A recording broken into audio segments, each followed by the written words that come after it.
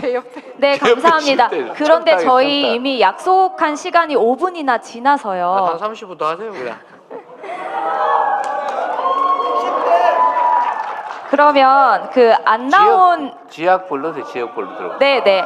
일단 우선 말씀드리면 잠시만요, 여러분 제 이야기를 조금만 들어주십시오. 일단 다시 한번 말씀드리지만 행사장 입구 그리고 자리에 서면 의견서 비치해 드렸습니다. QR코드 있으니까 온라인으로도 의견 주실 수 있다는 점 다시 한번 말씀드리고요. 아직 그 안 나온 지역이 있다고 해서요. 혹시 진주에서 오신 분 계실까요? 진주에서 오신 분 계실까요? 네, 저기 목도리 하신 네. 분께 마이크 전해드리겠습니다. 진주 얘기 한번 들어보고 싶네요.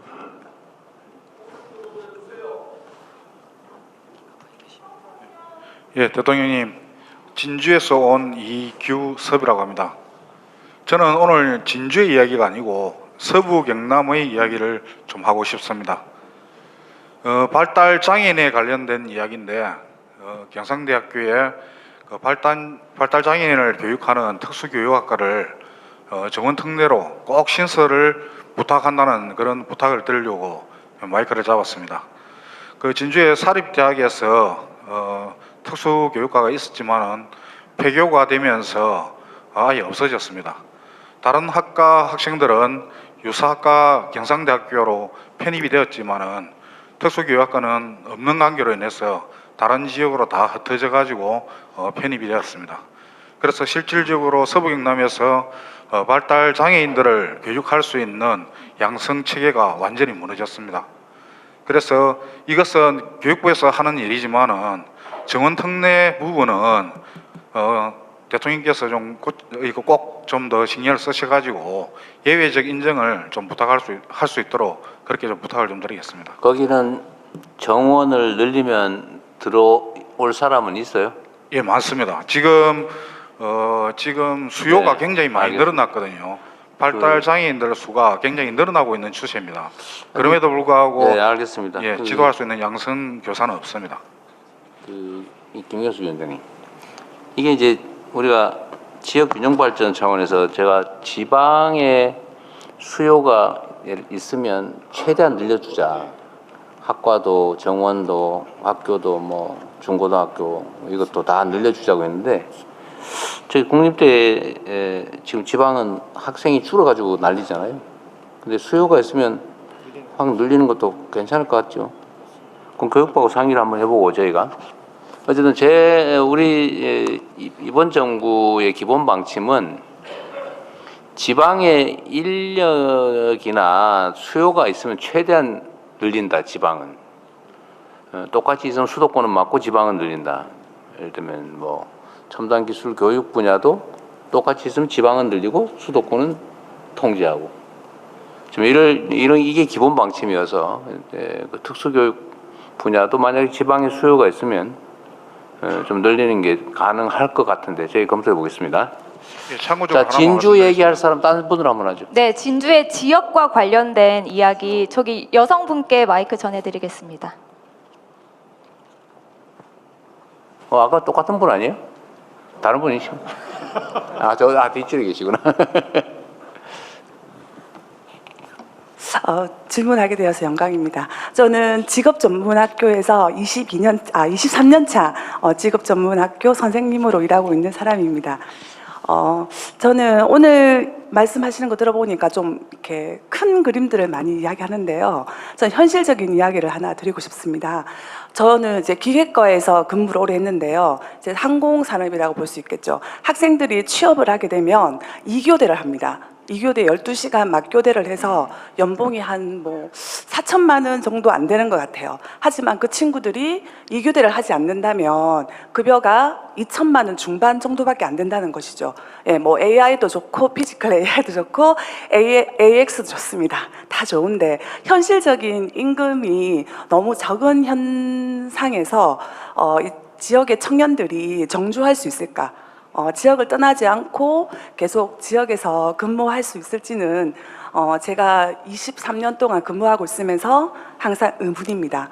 예, 그래서 이 최저임금의 문제를 뭐 구체적으로 본다면 카이에서 이 항공업체들은 다 쥐고 있지 않습니까? 그래서 이런 문제들은 이제는 너무 이 최저임금이 너무 구조화되어 있기 때문에 정부에서 이제 좀 풀어야 되는 시점이라고 저는 생각을 합니다. 그리고 이걸 풀어줘야 나중에 AI도 좋고 피지컬 AI로 갈 수 있는 안착이 되지 않을까라고 저는 생각을 네. 합니다. 감사합니다.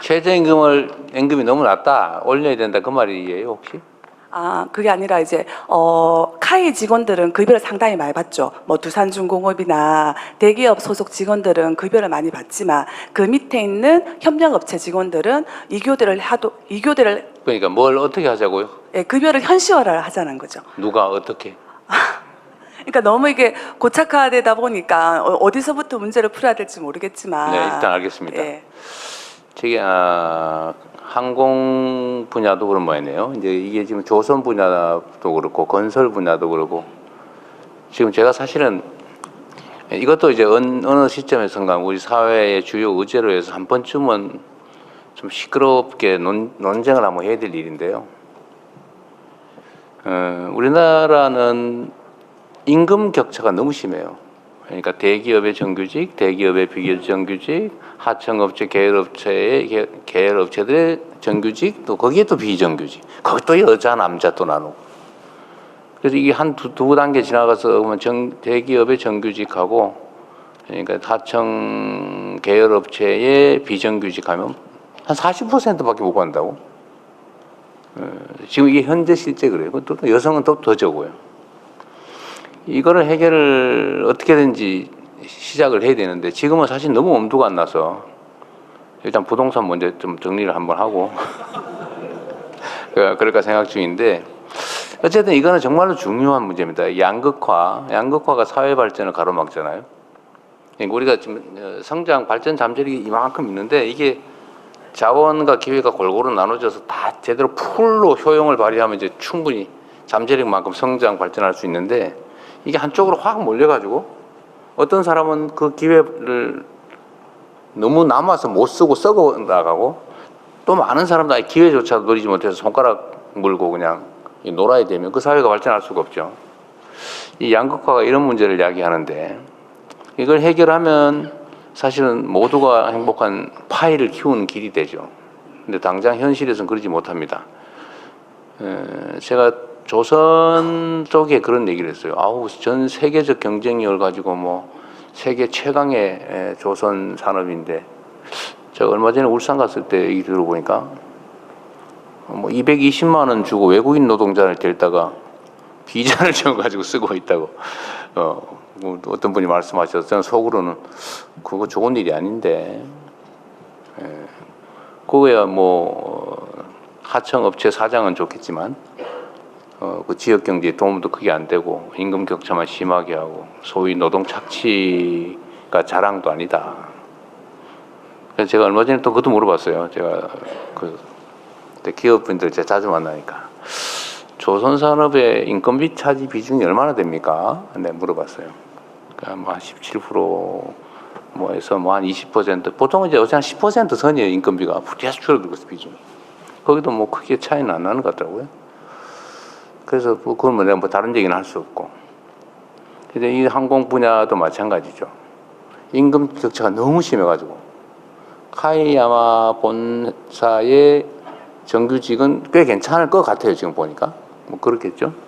근데 거기에 납품을 하는 납품업체들의 정규직도 아니고 비정규직 이러면 아마 한 3분의 1도 안 될 거예요. 3분의 1 좀 넘게 나면 그러지 않을까?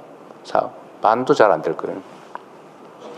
어쨌든 이 문제는 대한민국 국가의 지속적 발전을 위해서는 반드시 한 번쯤은 짚고 넘어가야 될 일입니다.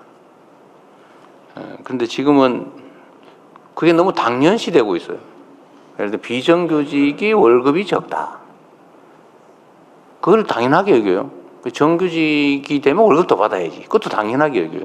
근데 사실 그게 당연하면 안 되는 거죠. 제가 보기에는. 똑같은 조건에서 똑같은 일을 하고 똑같은 효율을 낸다면 안정성이 떨어지는 데다 보수를 더 많이 주는 게 형평에 맞지 않습니까?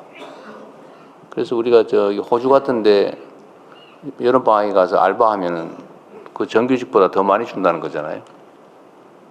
왜냐하면 불안정하게 단기간 일을 하기 때문에 더 많은 보수를 주는 게 맞죠. 근데 우리는 반대예요. 알바일수록 더 적어요. 네, 이게 사실은 우리 사회 발전 잠재력을 갉아먹고 있죠. 쉽지 않은 문제이긴 합니다. 그리고 정부가 그럼 어떻게 할 수 있냐? 최저임금을 올리면 해결이 되냐? 꼭 그렇지도 않아요. 최저임금 올리면 저항이 엄청나고 또 고용주들 입장에서는 최저임금이 올라가면 부담이 너무 커서 사회적으로 심각한 문제가 됩니다. 그리고 우리가 착각하는 게 하나 있는데 최저임금하고 적정임금은 달라요.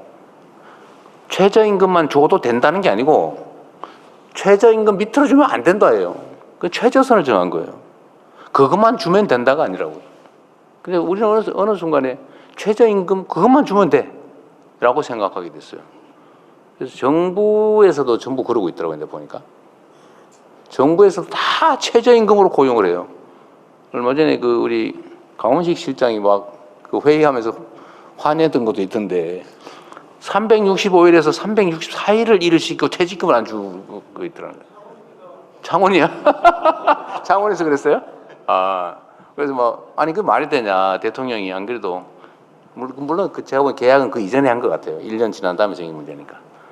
그렇게 하지 마라. 11개월 계약하고 퇴직금 안 주려고 내쫓았다가 2달 후에 다시 고용하고 또 정규직 안 만들려고 1년 11개월 심지어 1년 11개월 29일만 시키고 이게 뭐 하는 거냐? 국가가 모범적인 사용자가 돼야지.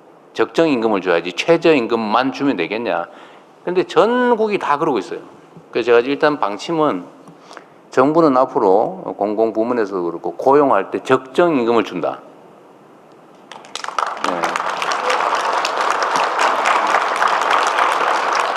충분한 임금은 못 주더라도 최저임금이 아니라 적정임금을 준다. 그리고 기간이 짧고 불안정할수록 더 많이 준다. 이제 이렇게 지금 정부 공공부문만이라도 이제 할 건데 아마 이거 하면 또 어디서 막 씹을 거예요. 야 돈이 남아도 오냐, 뭐 세금을 그렇게 막 쓰면 되냐, 퍼주냐, 뭐 그럴 것 같아요.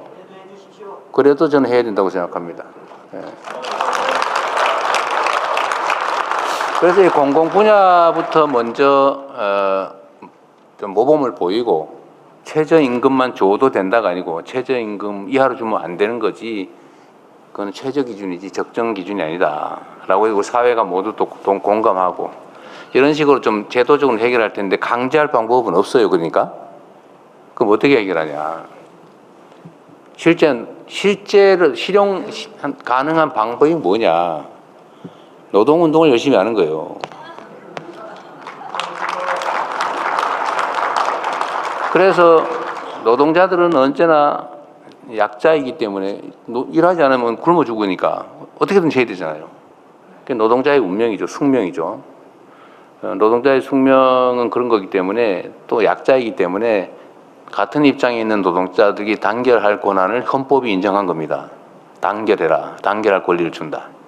그리고 집단적으로 단체로 교섭할 권리도 준다. 헌법에서. 단체 교섭. 그리고 안 되면 집단 행동할 권리를 준다. 단체 행동권. 이거 헌법이 정한 겁니다.